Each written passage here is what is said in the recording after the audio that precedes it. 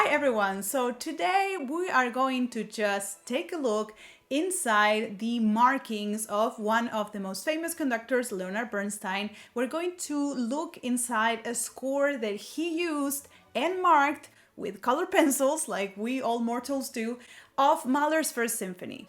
This one, not this score, this symphony. There is an amazing resource online called the NY Philharmonic Archives, and they have digitalized a lot of scores, parts, even programs, contract negotiations of a lot of artists that have gone through the NY Philharmonic. This video is not sponsored or in partnership. I wish, NY Philharmonic, here I am, but I genuinely use this resource all the time, and you will see why I think this is incredibly interesting. If you're new here, my name is Anna and I am an orchestra conductor, and let's take a look at what Bernstein wrote down for his performance of Mahler First, for which there is actually a recording, and we can double check a couple of things here that kind of blew my mind. So essentially there's two very big different types of markings that one can do.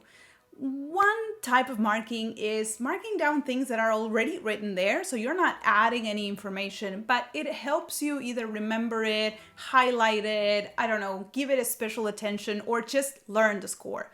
And then there's the types of markings that you do put down, which are your ideas or things that are not there or that maybe contradict what is there. You know, you're adding something to the score. For example, if we just open the first page of the score, you will see that there are a lot of markings here, which is just the kind of the initials of the instrument. So you'll see here, it says pic for piccolo, op for oboe, CL for clarinet, and so forth. Now, why mark this? Because it's already written. That is the piccolo, that is the oboe. Why be redundant and mark it again?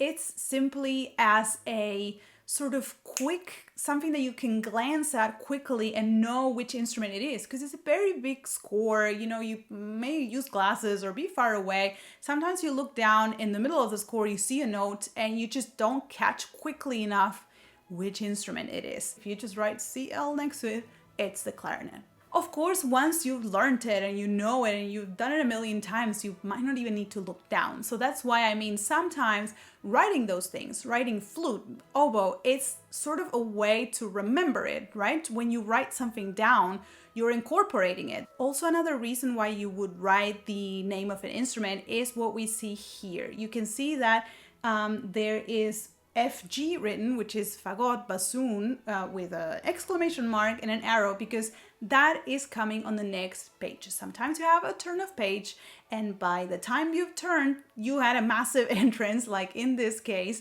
that you've missed. I mean, they're gonna come in anyways, but you know, perhaps you wanted to highlight that, or be that as it may. But again, these are the type of notes that you might be writing when you're learning something, because you're like, aha, the bassoon is coming. And perhaps, you know, at the moment of conducting, you already know the bassoon is coming because you know the piece very well. Or it could be the opposite situation. If someone told you, you have to replace so-and-so, you have one day, you know, you're a jump-in conductor, which I don't think this would be the case, but if you're a jump-in conductor, you're like, okay, I have to quickly, you know, where is the important things, who do I need to cue, etc. And sometimes making these notes helps you, you know, have a bit of a map through the score as you're conducting it. Of course, you can also not mark it. There's a lot of people that mark absolutely nothing, and I picked Bernstein because obviously he put down a lot of what was in his brain on the score. But all of this, if you have amazing memory, here is another instrument marking that is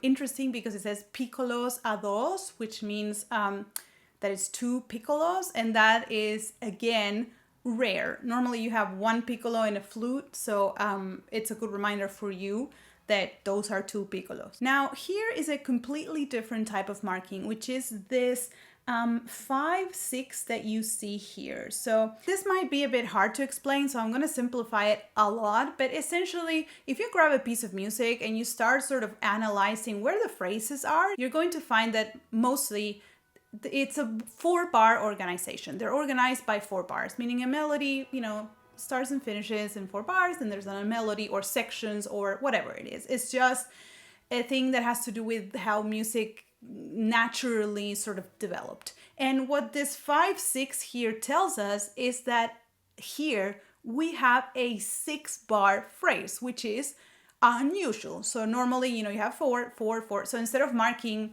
for Bernstein, what I see here is that instead of marking, you could grab a score, right? And just every time you see a phrase or you recognize a section, mark, mark, mark, and just have the whole score just like completely full of bars and lines, which is what a lot of my scores looked like when I was younger.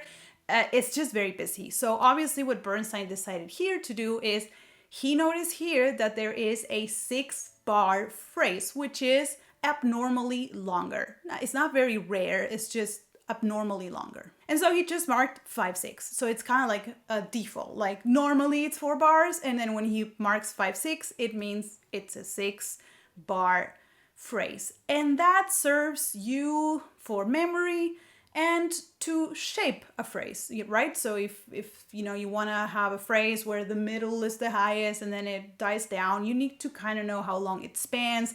It's good to be aware of that type of thing. It's kind of good to know, oh, this is a longer phrase. The end. And now I want to show you the second type of markings, which are things that are not on the score, that are, a reflection of what Bernstein wanted out of this particular version for this concert with this orchestra. And in one case, a whole new instrument that Mahler never wrote.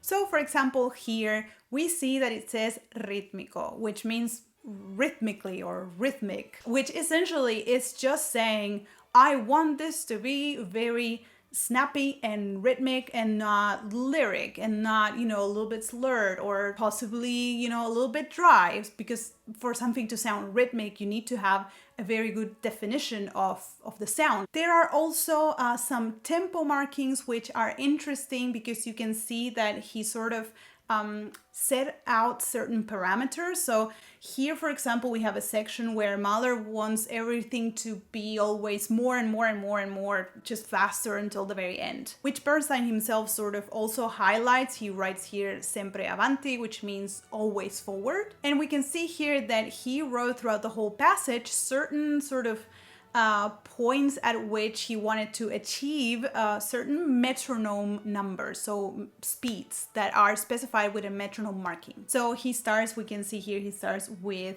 116 for the half note at this section, which is a little bit more. See here, Mahler says 112, but that is honestly negligible. It's a very small difference. But then Mahler, he doesn't write any metronome again, and he just says, accelerando, fast, keep going fast, fast until the end, we see here. And so you don't have specific metronome markings that you need to be arriving at. It's just kind of left to your own judgment as conductor, which is rare. Mahler used to write down absolutely everything because he was a conductor himself and apparently didn't trust other conductors, so he would write absolutely everything that he wanted to a T.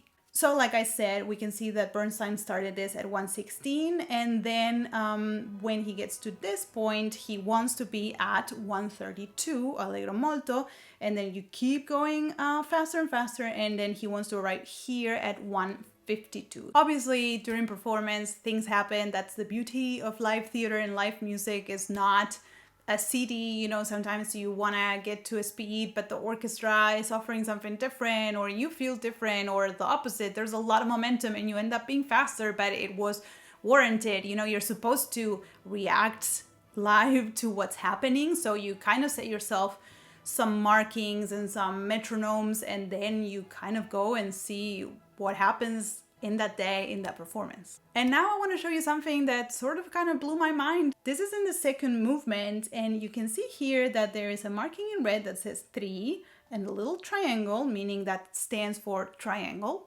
and notes, right? So there's 2 silents, and then here a quarter note, quarter note, quarter note, etc. So I saw this, and to me it felt like he was saying here there's a triangle here which has to play these notes, but I went and double checked my trusty Universal Edition Mahler 1, and there is no triangle there. So then I found this recording of Mahler first with Bernstein with this orchestra. So I don't know if it's this concert that they did, but it's same orchestra, same everything. And you can listen for yourself. There is, in effect, a triangle added there.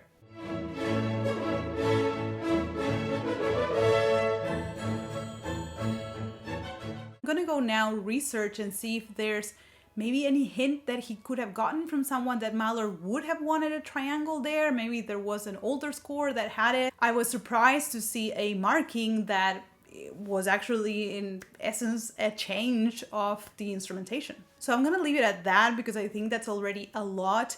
If you're at all into music, check this website out. Again, not sponsored, but please sponsor me because I love using this. For my fellow nerdy colleagues watching, there is actually one score here that is Mahler's first, right? Marked by Mahler, Bruno Walter, who was essentially Mahler's disciple, a conductor, and then Bernstein. And Bernstein was essentially the same line. And I've mentioned this in a video about Bernstein, but Bernstein's first break was stepping in for a sick Bruno Walter. So this score has like, I don't know, it's just, I want to see it in front of me. I had a look and it's really interesting, but I didn't want to use it for this video because it's full of marking of 3 different people. So I didn't want to start having to guess who wrote what. And please let me know if you've enjoyed this because I could do this with many other conductors and scores. I find it personally very interesting, but let me hear from you and I will see you next time.